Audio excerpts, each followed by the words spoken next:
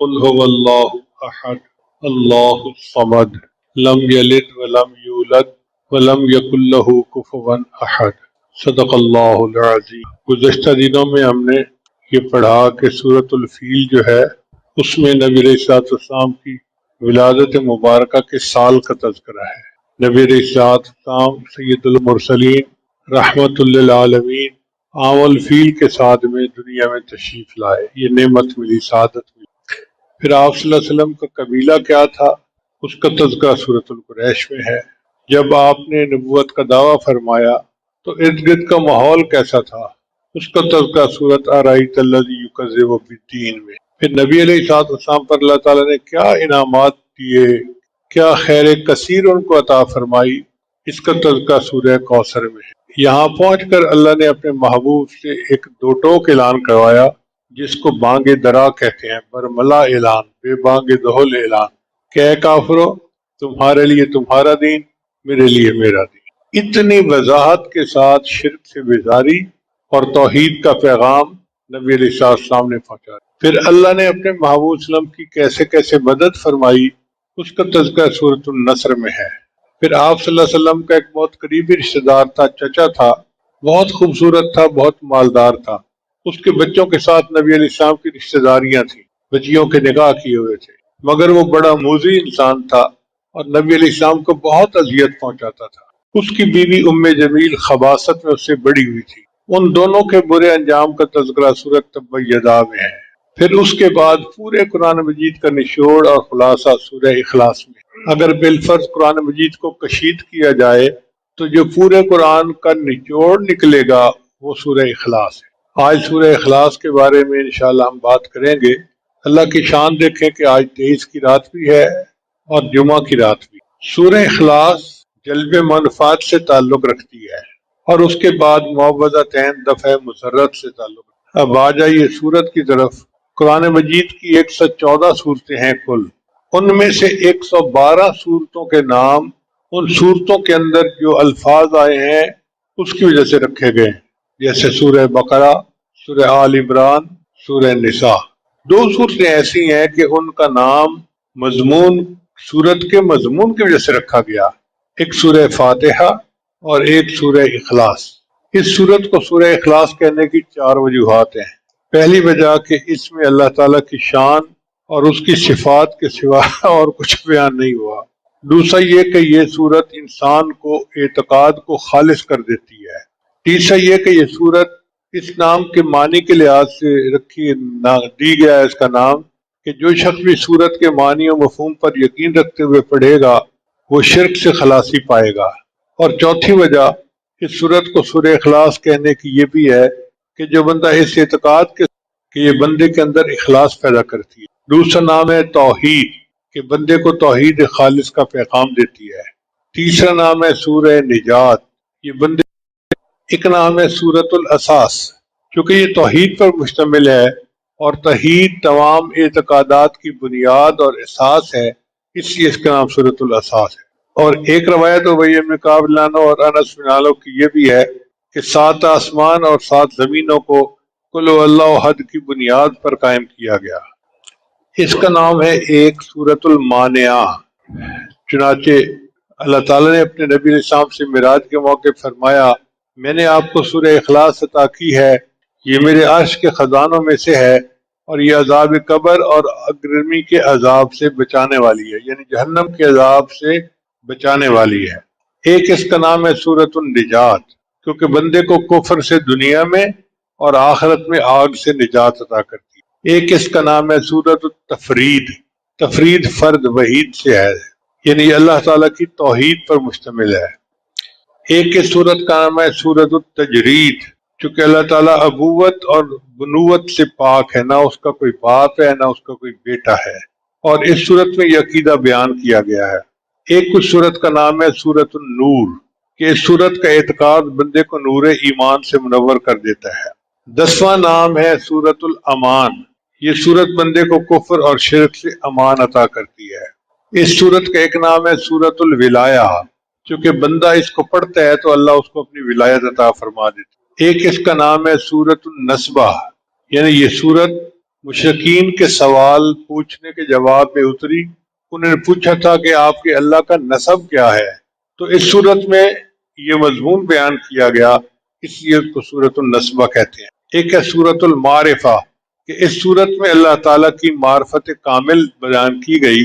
حضرت جابر عنہ سے مروی ہے کہ ایک آدمی نے نماز پڑھی اور اس کے بعد قل اللہ احد پڑھی تو آپ نے فرمایا اس بندے نے اپنے رب کو پہچان لیا. ایک اس کا نام ہے المعوذہ. المعوذہ حضرت عثمان میں اللہ کے پاس نبی اسلام تشریف لائے تو انہیں سورہ اخلاص، سورہ فلق اور سورہ ناس کے ساتھ دم کیا. آپ ذرا غور سے پوچھئے کہ عثمان بن مظعون ایک صحابی ہیں، وہ بیمار ہیں اور نبی علیہ السلام تشریف لاتے ہیں اور نبی علیہ السلام ان کو سورت پڑھ کے دم کرتے ہیں. تو ایک پتہ چلا نا کہ یہ دم کرنا ایک شرعی چیز، اس کا شریعت میں ثبوت موجود ہے. اور پھر نبی علیہ السلام نے فرمایا میں نے ان سے بہتر صورتوں کے ساتھ کبھی کسی کو دم نہیں کیا. تو ہم بھی اگر کسی بیمار کے پاس جائیں تو یہ 3 صورتیں پڑھ کے اس کو دم کریں تاکہ اللہ اس کو شفا عطا فرمائے. ایک صورت کا نام ہے المکشکشہ. مکشکشہ برات اور بیزاری کو کہتے ہیں، کیونکہ اس میں اس کا پڑھنے والا شرک سے بیزاری کا اظہار کر رہا ہوتا ہے، اس لیے اس کو مکشکشہ کہا گیا. ایک صورت کا نام ہے سورۃ الصمد. اس صورت میں اللہ تعالیٰ کی صمدیت اور شان بے نیازی کا بیان کیا گیا ہے. ایک اس صورت کا نام ہے سورۃ المحضر، کیونکہ اس صورت کو سننے کے لیے اللہ کے فرشتے حاضر ہو جاتے ہیں. ایک اس صورت کا نام ہے سورۃ المنفرہ، کیونکہ جو بندہ یہ صورت پڑھتا ہے تو شیطان بھاگ جاتا ہے. آپ تجربہ کر کے دیکھ لیں، جب کبھی شیطانی خیال ذہن میں آنے لگے اس صورت کی تلاوت کریں، اللہ تعالیٰ شیطان کو بھگا دیں گے اور ذہن پاک اور صاف ہو جائے گا. 19واں نام ہے سورۃ البراءہ.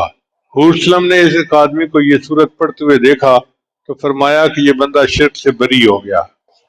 اور 20واں نام ہے سورۃ المذکرہ. چونکہ یہ صورت بندے کو توحید خالص کی یاد دلاتی ہے اس لیے اس کا نام مذکر ہے. اب سوچئے کہ اس صورت کے 20 نام ہیں جو نبی علیہ السلام نے بتائے، تو کتنی عظیم صورت ہے جو اللہ تعالیٰ نے عطا کی، اور یہ ہر بندے کو یاد ہوتی ہے، ہر کلمہ گو کو. ہم نے دیکھا ہے جتنا جاہل ہو، ان پڑھ ہو، اس کو سورہ اخلاص ضرور یاد ہوتی ہے اور اسی سے وہ نماز پڑھتا ہے. اب اس کا نزول کا سبب کیا تھا؟ وہ یہ تھا کہ مشرکین نے نبی علیہ السلام سے سوال کیا کہ اللہ تعالیٰ کا نسب بتائیے، تو اس کے جواب میں اللہ نے یہ صورت عطا فرمائی. ایک مرتبہ یہودیوں نے نبی علیہ السلام سے کہا کہ اللہ تعالیٰ نے ساری مخلوق کو پیدا کیا تو اللہ کو کس نے پیدا کیا؟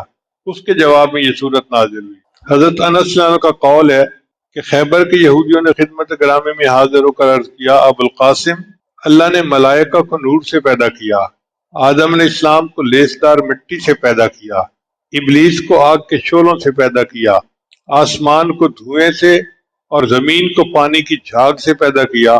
اپنے رب کے متعلق بتاؤ کہ وہ کس چیز سے پیدا ہوا؟ رسول اللہ صلی اللہ علیہ وسلم نے کوئی جواب نہیں دیا. اس پر جبریل السلام یہ صورت لے کر تشریف لائے.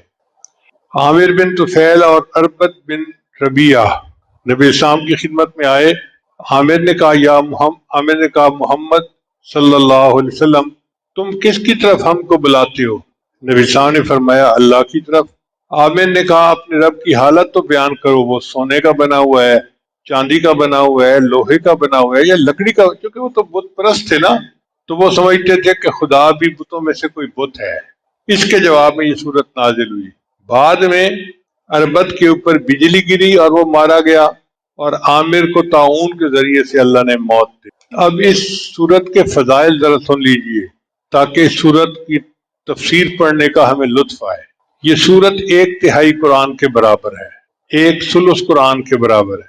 انس رضی اللہ عنہ سے روایت ہے کہ میں نے رسول صلی اللہ علیہ وسلم کو یہ فرماتے ہوئے سنا، کیا تم میں سے کوئی رات کو 3 مرتبہ قل ہو اللہ احد پڑھنے کی طاقت نہیں رکھتا؟ بے شک یہ صورت 1/3 قرآن کے برابر ہے. یعنی 3 مرتبہ جس نے قل ہو اللہ احد پڑھ لیا اس نے گویا پورا قرآن مجید پڑھ لیا. ابو ہریرہ روایت کرتے ہیں کہ نبی السلام نے صحابہ کرام کو فرمایا کہ جمع ہو جاؤ، میں تم لوگوں کے سامنے 1/3 قرآن پڑھوں گا. چنانچہ جو لوگ جمع ہو سکے وہ جمع ہو گئے. پھر رسول صلی اللہ علیہ وسلم نکلے اور سورہ اخلاص پڑھی اور واپس چلے گئے. لوگ آپس میں باتیں کرنے لگے کہ نبی علیہ السلام نے فرمایا تھا 1/3 قرآن پڑھیں گے، میرا خیال ہے کہ آپ پر آسمان سے کوئی نئی چیز نازل ہونے کی وجہ سے آپ اندر چلے گئے۔ پھر نبی علیہ السلام باہر تشریف لائے اور فرمایا میں نے تم سے کہا تھا کہ میں تہائی قرآن پڑھوں گا، جان لو کہ یہ سورت تہائی قرآن کے برابر ہے۔ حضرت ابن عمر سے روایت ہے کہ نبی صلی اللہ علیہ وسلم نے فرمایا جس نے قل اللہ احد پڑھی گویا اس نے ایک تہائی قرآن پڑھا، اور جس نے قل اللہ احد 2 مرتبہ پڑھا تو گویا اس نے 2 تہائی قرآن پڑھا، اور جس نے قل اللہ احد 3 مرتبہ پڑھی اس نے سارا قرآن مجید پڑھ لیا۔ اب اس کو ایک تہائی قرآن کے مطابق کیوں کہا جاتا ہے؟ علماء نے بتایا کہ بنیاد تین کے 3 بنیادی مقصد ہیں۔ ایک ہے اللہ کی معرفت، دوسرے ہے صراط مستقیم، اور تیسرے ہے آخرت کی معرفت۔ اللہ کی معرفت، صراط مستقیم کی معرفت اور آخرت کی معرفت۔ یہ صورت چونکہ اللہ کی معرفت کے مضمون پر مشتمل ہے اس لیے اس کو ثلث قرآن کہا جاتا ہے۔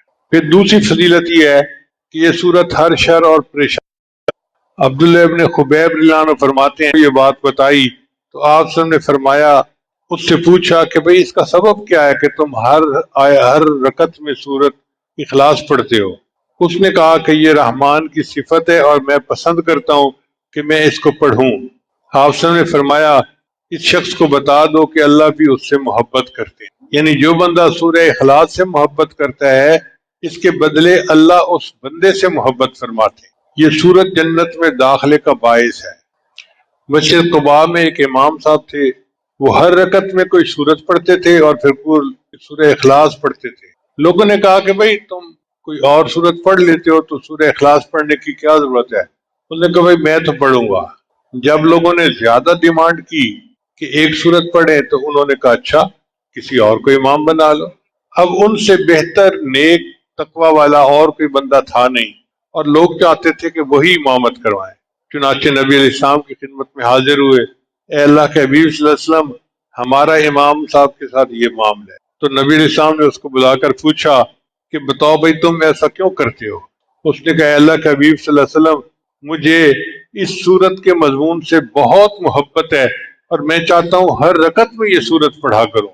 نبی صاحب نے فرمایا کہ میں اس سورت سے کہ آپ کو بتاتا ہوں کہ تمہیں اس سورت سے محبت یقیناً تمہیں جنت میں داخل کر دے گی۔ اس سورت سے محبت یقیناً تمہیں جنت میں داخل کر دے گی۔ حضرت محمد سے روایت ہے کہ نبی علیہ السلام ایک شخص کے قریب سے گزرے جو قل هو اللہ احد کی تلاوت کر رہا تھا۔ آپ صلی اللہ علیہ وسلم نے فرمایا اس نے جنت واجب کر لی یا اس کے لیے جنت واجب ہو گئی۔ 5ویں فضیلت سنیے۔ حضرت انس رضی اللہ عنہ روایت کرتے ہیں کہ ہم رسول اللہ کے ساتھ تبوک میں تھے، یعنی غزوہ تبوک کے لیے نکلے ہوئے تھے، تو ایک دن ایسے لگا جیسے سورج بڑی روشنی اور نور کے ساتھ نازل ہوا ہے، اس سے پہلے ایسی روشنی نہیں دیکھی گئی تھی۔ نبی السلام بھی اس کو دیکھ کر تعجب فرمانے لگے۔ اچانک جبریل السلام تشریف لے آئے تو نبی السلام نے پوچھا جبریل آج سورج کو کیا ہوا؟ یہ ایسے نور روشنی اور شعاؤں کے ساتھ طلوع ہوا کہ میں نے گزشتہ دنوں اسے اس طرح طلوع ہوتے نہیں دیکھا۔ تو جبریل السلام نے فرمایا کہ اللہ کے حبیب وسلم آپ کے صحابی معاویہ بن معاویہ اللیثی کا آج مدینہ میں انتقال ہوا، اللہ تعالیٰ نے ان کی طرف 70,000 فرشتوں کو بھیجا ہے جو ان کی نماز جنازہ میں شریک ہوں گے۔ آپ نے پوچھا کہ ایسا کس سبب سے ہوا؟ انہوں نے کہا اللہ کے حبیب وسلم وہ قل هو اللہ احد کثرت سے پڑھتے تھے، کھڑے ہوئے، بیٹھے ہوئے، چلتے ہوئے، دن میں اور رات کے اوقات میں پڑھتے تھے۔ اس عمل کی وجہ سے 70,000 فرشتے ان کے جنازے میں شرکت کے لیے نازل ہوئے۔ پھر جو بندہ سورہ اخلاص کے ساتھ محبت کرے گا وہ جنت کے جس دروازے سے چاہے گا داخل ہوگا۔ جابر بن عبداللہ سے روایت ہے کہ نبی السلام نے فرمایا 3 چیزیں ایسی ہیں جو شخص مومن ہونے کی حالت میں انہیں لائے گا تو جنت کے جس دروازے سے چاہے گا داخل ہوگا، اور حور عین میں سے جتنی سے چاہے گا اسے بطور بیوی کے مل جائے گی۔ پہلی بات، جس نے مخفی طریقے سے کسی کا قرض ادا کر دیا، کوئی مقروض تھا اور اس نے چپکے سے اس کا قرض اس کے سر سے بوجھ اتار دیا، قرض ادا کر دیا۔ دوسرا، جس نے قاتل کو معاف کر دیا، اور تیسرا جس نے ہر فرض نماز کے بعد 10 مرتبہ سورہ اخلاص پڑھی۔ ابو بکر نے عرض کیا کہ اگر 1 مرتبہ پڑھے، آپ نے فرمایا اگر 1 مرتبہ بھی پڑھے گا تو اس کو بھی یہ اجر ملے گا۔ اب ہر نماز کے بعد ایک مرتبہ سورہ اخلاص پڑھنا کون سا مشکل کام ہے؟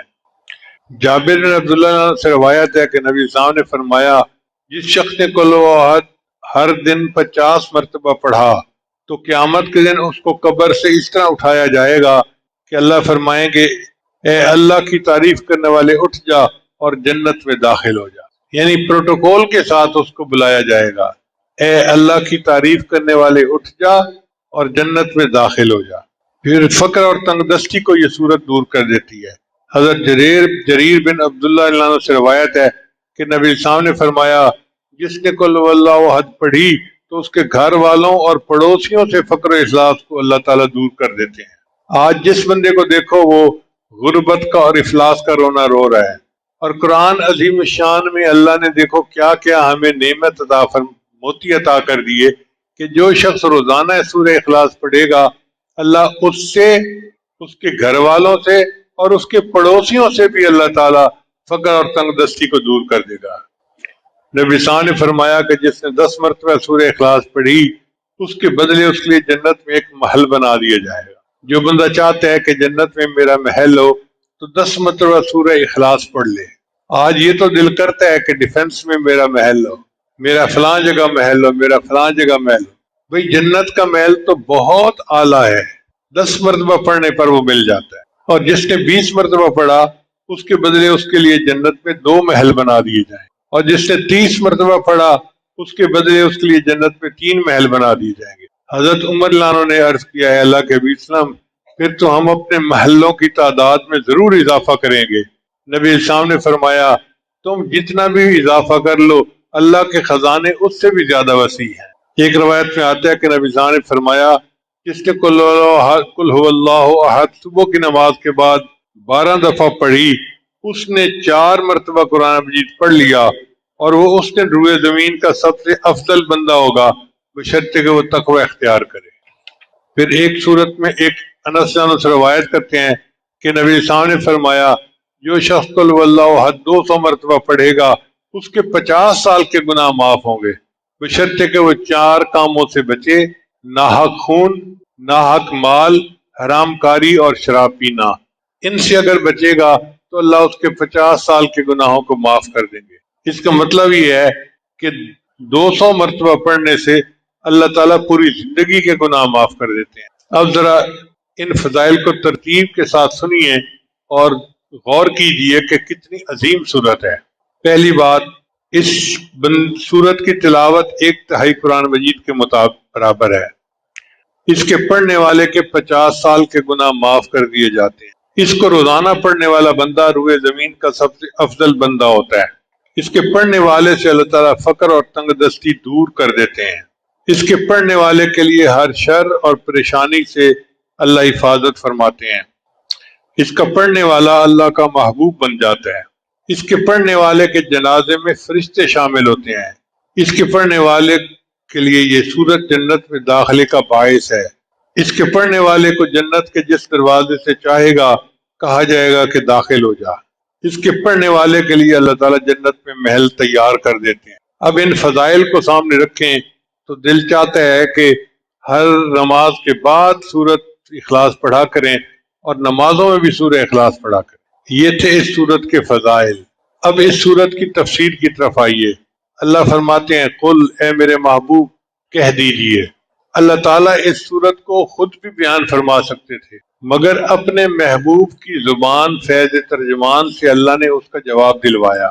اس کی وجہ کیا ہے کہ جب 2 بندوں میں محبت ہونا اور ایک پر کوئی اعتراض کرے تو دوسرا بولتا ہے اس کے بارے میں۔ جب نبی علیہ السلام پر کفار نے الزام لگایا یہ تو مجنون ہے تو اللہ نے جواب دیا نون والقلم وما یسطرون ما انت بنعمت ربک بمجنون، میرے محبوب آپ مجنون نہیں ہیں، وانک لعلی خلق عظیم، آپ تو اخلاق کی عظیم بلندیوں پر فائز ہیں۔ تو نبی علیہ السلام پر الزام لگا تو اللہ نے دفاع کیا۔ اب لوگوں نے اللہ پر الزام لگائے تو نبی علیہ السلام کی زبان سے اللہ نے اس کا دفاع کروایا۔ فرمایا قل، میرے محبوب فرما دیجیے۔ قل کے لفظ سے اس بات کی طرف اشارہ ہے کہ ایمان صرف وہی معتبر ہے جس کی خبر رسول اللہ صلی اللہ علیہ وسلم نے دی ہو۔ اگر کوئی بندہ اپنی عقل سے یا علامات سے اللہ کے وجود کو پہچان لے تو اس کو معرفت تو کہتے ہیں، ایمان نہیں کہتے، چونکہ معرفت جاننے کا نام ہے اور ایمان ماننے کا نام ہے۔ معرفت جاننے کا نام ہے اور ایمان ماننے کا نام ہے۔ جاننا کافی نہیں، ماننا ضروری ہے۔ لفظ قل کے ساتھ اللہ تعالیٰ نے اپنے محبوب کو حکم دیا کہ لوگوں کو میری توحید کا پیغام دو۔ حضرات انبیاء کرام کا اولین پیغام اللہ کی توحید کو بیان کرنا تھا، چونکہ یہ تمام اعتقادات کی بنیاد ہے۔ اس لیے نبی علیہ السلام نے اپنی قوم کو سب سے پہلا خطبہ جو دیا اس میں فرمایا ایھا الناس قولوا لا الہ الا اللہ تفلحون۔ اب آگے فرمایا قل هو اللہ احد۔ ہم اس کا ترجمہ کرتے ہیں اللہ ایک ہے، یہ ترجمہ کامل نہیں ہے۔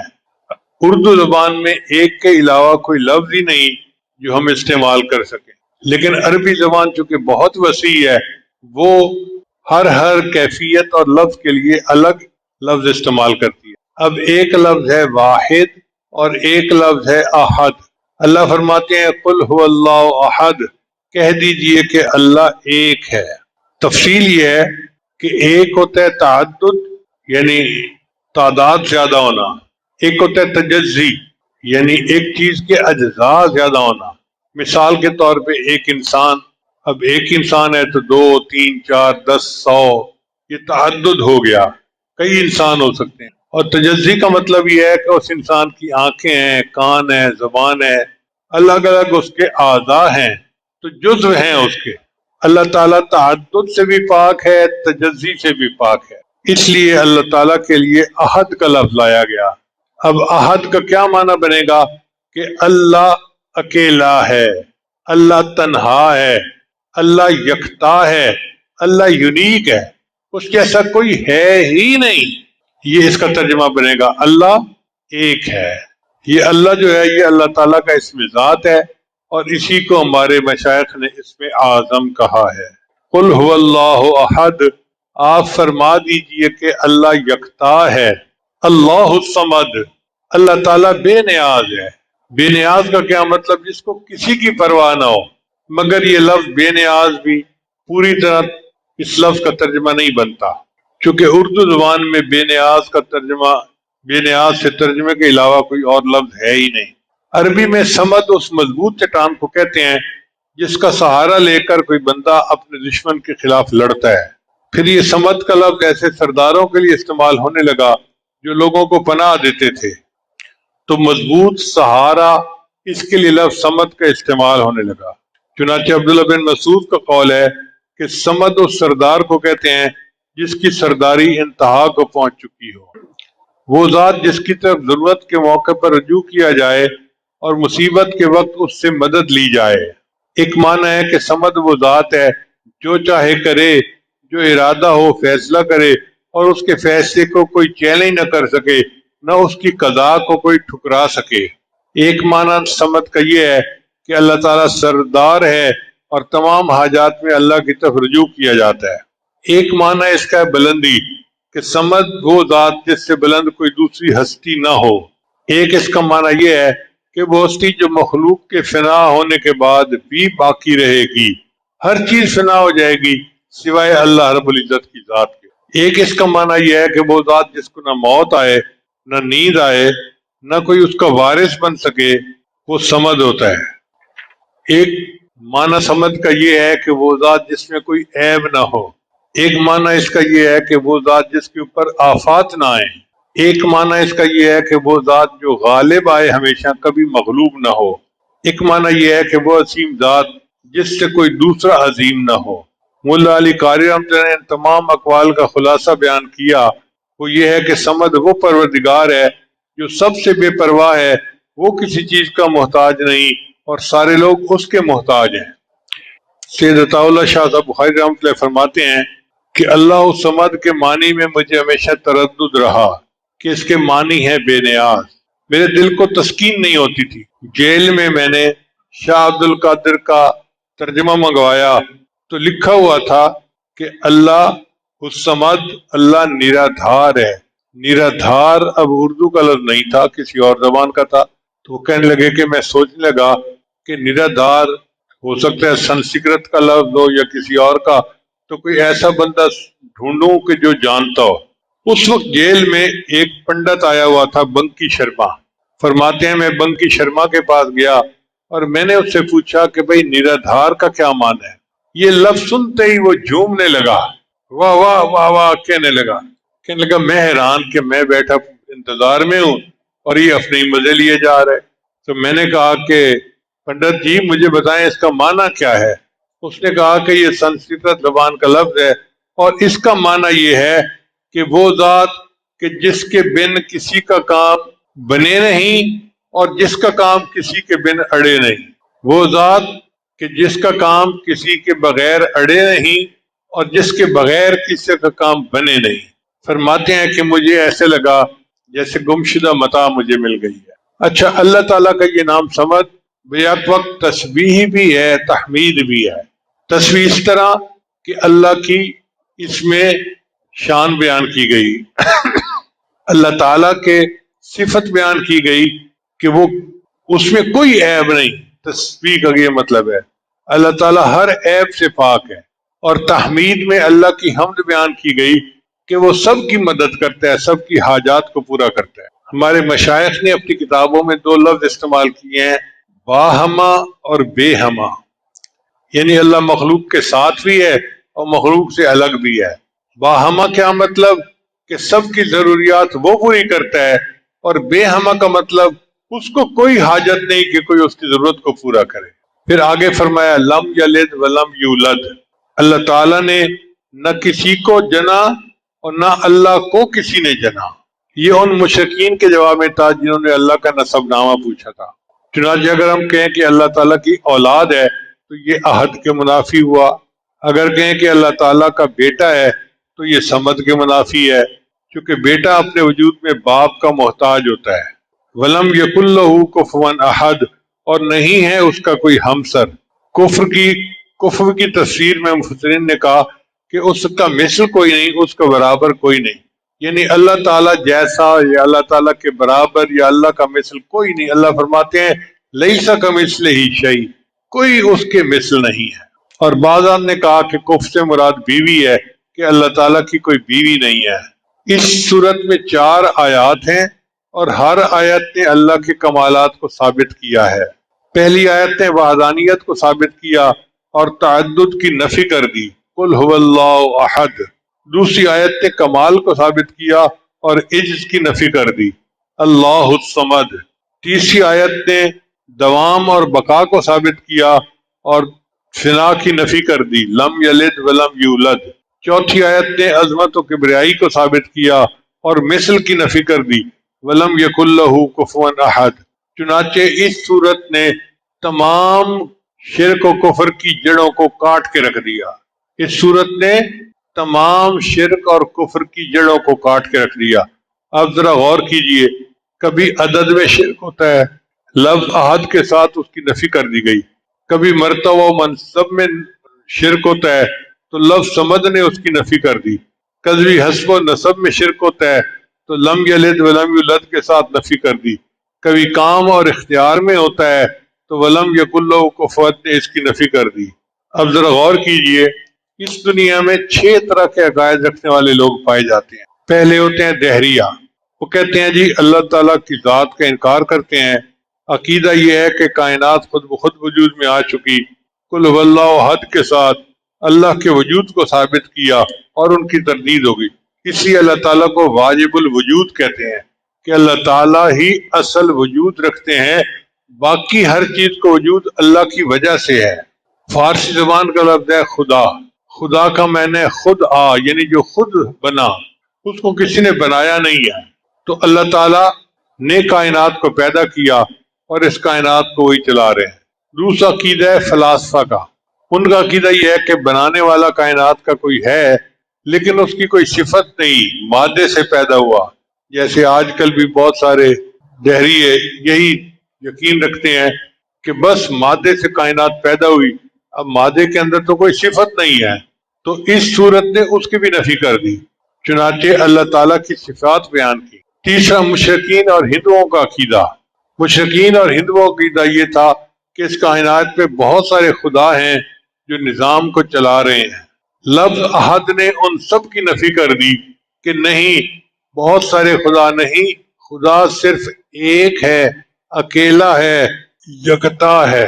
پھر یہود و نصارہ کا عقیدہ یہ تھا کہ اللہ تعالیٰ کے بیوی بچے ہیں۔ یہودیوں نے عزیر علیہ السلام کو اللہ کا بیٹا بنا لیا، عیسائیوں نے بی بی مریم کو اللہ کی بیوی بنایا، عیسیٰ علیہ السلام کو اللہ کا بیٹا بنایا۔ مشرکین فرشتوں کو اللہ کی بیٹیاں کہا کرتے تھے۔ تو اس صورت نے ان سب کی تردید کر دی۔ پھر پانچواں ہے مجوس کا عقیدہ۔ مجوس کا عقیدہ یہ ہوتا ہے کہ خیر کا جو ہے نا خالق الگ ہے اور شر کا خالق الگ ہے۔ وہ کہتے ہیں کہ ایک خدا ہے یزدان، وہ خیر کا خدا ہے، اور ایک خدا ہے اہرمن، وہ شر کا خدا ہے، اور ان دونوں کے درمیان کھینچتانی ہر وقت ہوتی رہتی ہے۔ کبھی خیر غالب آتی ہے، کبھی شر غالب آ جاتا ہے۔ اس صورت نے ان کے بھی عقیدے کا رد کر دیا اور فرمایا کہ نہیں، ولم یکن لہ کفوا احد، اللہ ایک ہے، اس جیسا کوئی دوسرا ہے ہی نہیں۔ تو اس سے پتہ چلتا ہے کہ اس صورت نے دنیا کے تمام بدعقیدہ لوگوں کے اعتقادات کی نفی کر دی، اس کی جامعیت کا اندازہ لگائیے۔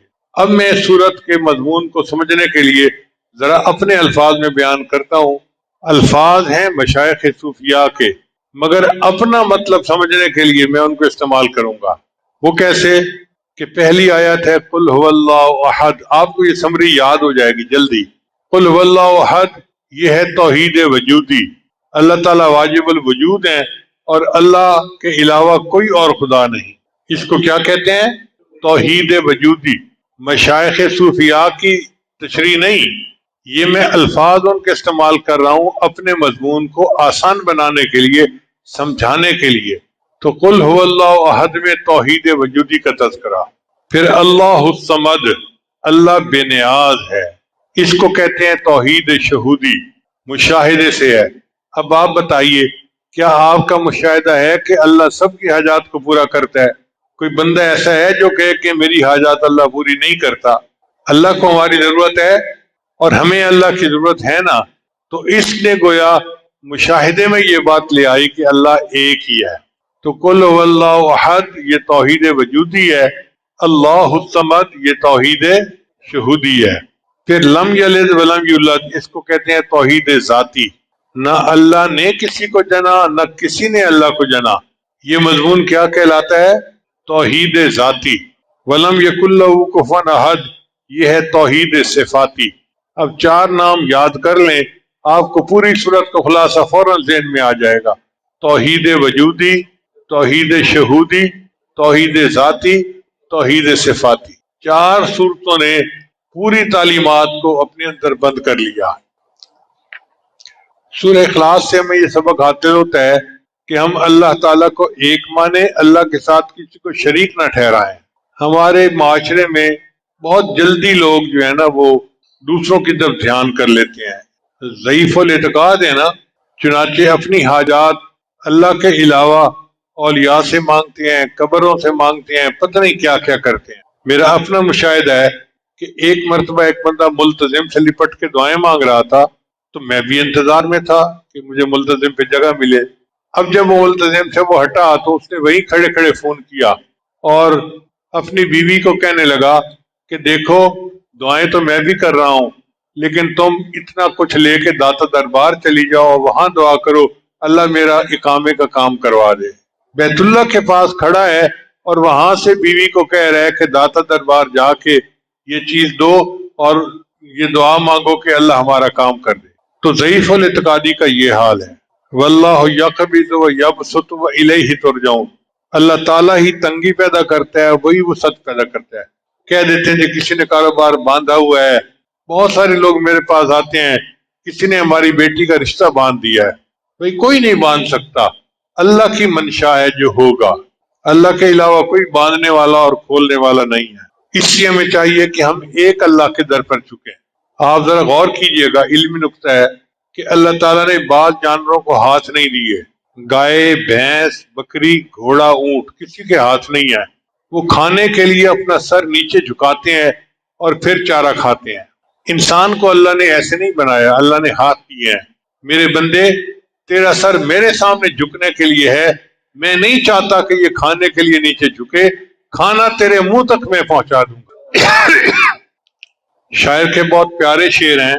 تیرے در سے بھی نباہے در غیر کو بھی چاہے، تیرے در سے بھی نباہے در غیر کو بھی چاہے، میرے سر کو یہ اجازت کبھی تھی نہ ہے نہ ہوگی۔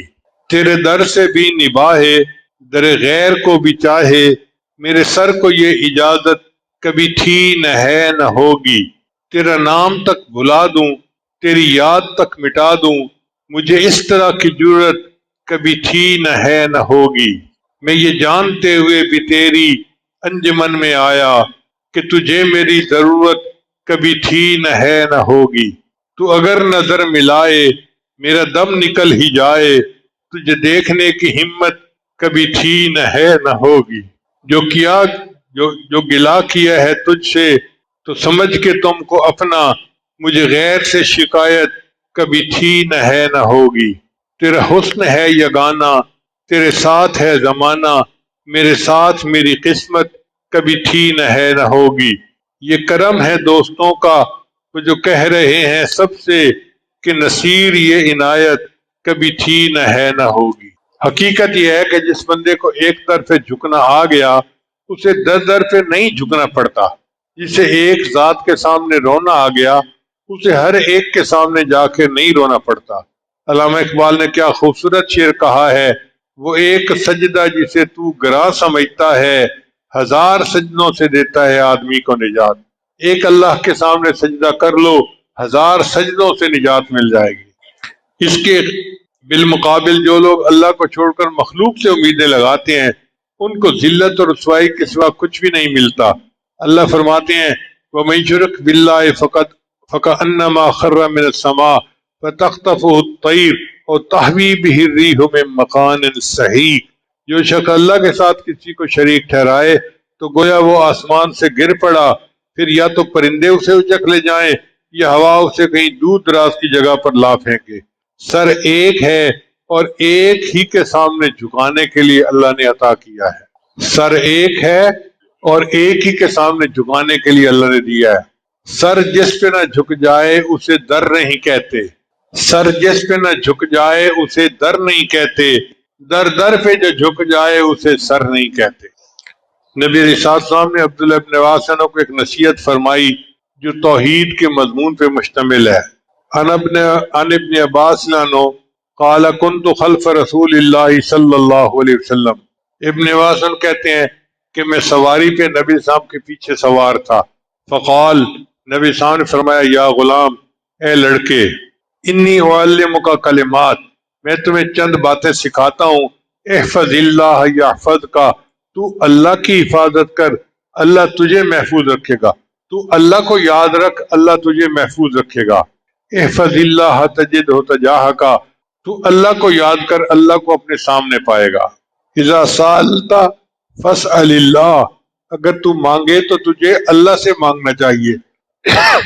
وَإِذَا اسْتَعَنْتَ فَاسْتَعِنْ بِاللَّهِ، اور اگر مدد چاہے تو اللہ سے مدد مانگ۔ وَاعْلَمْ، جان لے اس بات کو، أَنَّ الْأُمَّةَ لَوْ اجْتَمَعَتْ عَلَىٰ أَن يَنفَعُوكَ بِشَيْءٍ لَمْ يَنفَعُوكَ إِلَّا بِشَيْءٍ قَدْ كَتَبَهُ اللَّهُ لَكَ، اگر ساری امت جمع ہو جائے تمہیں نفع پہنچانے کے لیے تو وہ نہیں نفع پہنچا سکتے مگر اتنا جتنا اللہ نے لکھ دیا ہے، اور اگر ساری امت جمع ہو جائے تمہیں نقصان پہنچانے کے لیے تو وہ نہیں نقصان پہنچا سکتے مگر اتنا جتنا اللہ نے لکھ دیا ہے۔ رفعت الاقلام وجفت الصحف، قلم اٹھا لیے گئے اور صحیفے خشک ہو گئے، یعنی اللہ نے تقدیر لکھ دی ہے، جو لکھ دیا ہے وہ ہو کے رہنا ہے، اب کسی اور کی طرف جانے کی ضرورت نہیں ہے۔ سورہ اخلاص کے خواص کیا ہیں؟ امام جعفر صادق رحمۃ اللہ فرماتے ہیں کہ خواب میں سورہ اخلاص پڑھنے کی تعبیر یہ ہے کہ وہ شخص دونوں جہانوں کی مراد پائے گا۔ بعض رات نے فرمایا کہ خواب میں سورہ اخلاص پڑھنا احکام الہیہ کی پیروی کی دلیل ہے۔ بعض مشائخ نے لکھا ہے کہ روزانہ 313 مرتبہ سورہ اخلاص پڑھنے سے اللہ تعالیٰ فقر اور تنگ دستی کو دور کر دیتا ہے۔ اب جو لوگ کاروبار کی پریشانی، قرضوں کی پریشانی، غربت اور یہ پریشانیاں رکھتے ہیں 313 مرتبہ سورہ اخلاص پڑھ لیں، اللہ تعالیٰ فقر اور پریشانی کو دور کر دے۔ اگر کوئی بندہ بے گناہ جیل میں ہے تو 1000 مرتبہ یہ سورت پڑھ لے، اللہ تعالیٰ رہائی عطا فرمائیں گے۔ بہت سارے لوگ مجھے خط لکھتے ہیں، میرا بھائی جیل میں ہے، میرا رشتہ دار جیل میں ہے، فلاں جیل میں ہے، تو بھائی یہ وظیفہ جو نبی الاسلام نے بتایا سن لیجئے کہ 1000 مرتبہ سورہ قل واللہ احد پڑھ لیجئے، اللہ تعالیٰ جیل سے رہائی عطا فرمائے۔ اب جو بندہ اپنے خیالات سے پریشان ہو کہ میرے دل کی حالت اچھی نہیں اور وہ چاہے کہ میرا دل ٹھیک ہو جائے، وہ روزانہ ہر نماز کے بعد اس سورت کی پابندی سے تلاوت کرے، اللہ تعالیٰ اس کو دل کو ہدایت عطا فرمائیں۔ اب اس کا ترجمہ آخر پہ پھر سن لیجئے۔ قل هو اللہ احد، آپ کہہ دیجئے کہ اللہ یکتا ہے، اللہ الصمد، اللہ تعالیٰ بے نیاز ہے، لم یلد، اس کی کوئی اولاد نہیں، ولم یولد، اور نہ وہ کسی کی اولاد ہے، ولم یکن لہ کفوا احد، اور نہیں ہے اس کے لیے کوئی ہمسر۔ اللہ تعالیٰ اس عظیم صورت کو سمجھنے کی اور اس کے مضمون کو دل میں اتارنے کی ہمیں توفیق عطا فرمائے۔ وآخر دعوانا ان الحمد للہ رب العالمین۔ توبہ کے کلمات پڑھائے جائیں گے۔ آج 23 کی شب بھی ہے اور جمعہ کی رات بھی ہے، قبولیت کا وقت ہے، تو سچے دل کے ساتھ توبہ کے کلمات پڑھ لیجئے۔ پڑھیے بسم اللہ الرحمن الرحیم، لا الہ الا اللہ محمد الرسول اللہ، آمنت باللہ وملائکتہ وکتبہ ورسلہ والیوم الآخر والقدر خیرہ وشرہ من اللہ تعالی والبعث بعد الموت، آمنت باللہ کما ہوا باسمائہ وصفاتہ وقبلت جمیع احکامہ اقرار باللسان وتصدیق بالقلب، اشہد ان لا الہ الا اللہ واشہد ان محمدا عبدہ ورسولہ، استغفر اللہ ربی من کل ذنب واتوب الیہ برحمتک یا ارحم الراحمین۔ ان کلمات کو پڑھنے سے ہم تو بتائے ہو چکے ہیں، چند معمولات ہیں جن کو باقاعدگی سے کریں گے تو اللہ تعالیٰ دل کو منور کریں گے۔ پہلا عمل ہے 100 مرتبہ استغفار صبح شام پڑھنا، دوسرا عمل ہے 100 مرتبہ درود شریف پڑھنا، تیسرا ہے قرآن مجید کی تلاوت روزانہ کرنا، عام دنوں میں 1 پارہ اور رمضان مبارک میں زیادہ پڑھنے کی کوشش کریں۔ اگر 1 منزل روزانہ پڑھیں ناظرہ خواں تو بہت اچھا معمول ہے، اور حافظ تو پھر جتنا چاہیں پڑھیں، جتنا گڑ اتنا میٹھا۔ چوتھا عمل ہے چلتے پھرتے ہر وقت دل میں اللہ کو یاد کرنا، ہتھ کار ول دل یار ول۔ اور 5واں عمل ہے مراقبہ۔ مراقبہ تمام معاملات کا لب لباب اور نچوڑ ہے۔ طریقہ بڑا آسان ہے کہ جب آپ نماز پڑھ کے فارغ ہوں تو تھوڑی دیر کے لیے اللہ سے لو لگا کے بیٹھ جائیں کہ اللہ کی رحمت آ رہی ہے، دل میں سما رہی ہے، دل کی ظلمت اور سیاہی دور ہو رہی ہے، اور میرا دل کہہ رہا ہے اللہ اللہ اللہ، اور میں سن رہا ہوں۔ انشاءاللہ 10-15 منٹ صبح شام مراقبہ کریں گے تو آپ کے دل میں اللہ کی محبت بڑھے گی، آپ خود اس کی لذت کو محسوس کریں گے۔ یہ کوئی ڈھکی چھپی بات نہیں ہے، اللہ کے بڑے مزے جو بھی چاہے وہ چکھ لے۔ اب تھوڑی دیر مراقبہ کر لیجیے، آنکھوں کو بند کر لیجیے، سر کو جھکا لیجیے، دنیا اور جو کوئی دنیا میں ہے اس سے ہٹ کٹ کے اللہ کی یاد میں ڈوب جائیے۔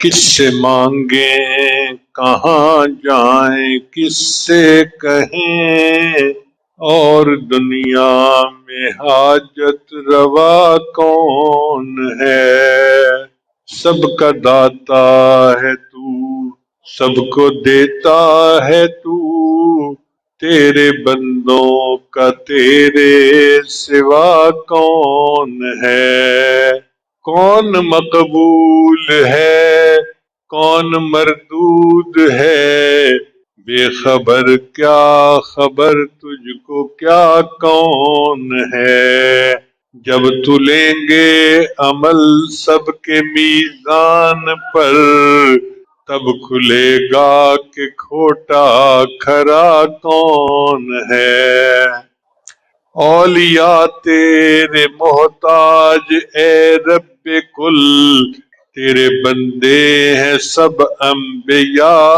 اور رسل، ان کی عزت کا باعث ہے نسبت تیری، ان کی عزت کا باعث ہے نسبت تیری، ان کی پہچان تیرے سوا کون ہے۔ انبیاء اولیاء اہل بیت نبی، تابعین و صحابہ پہ جب آ بنی، انبیاء اولیاء اہل بیت نبی، تابعین و صحابہ پہ جب آ بنی، رکھ کے سجدے میں سب نے یہی ہے کہا، تو نہیں ہے تو مشکل کشا کون ہے۔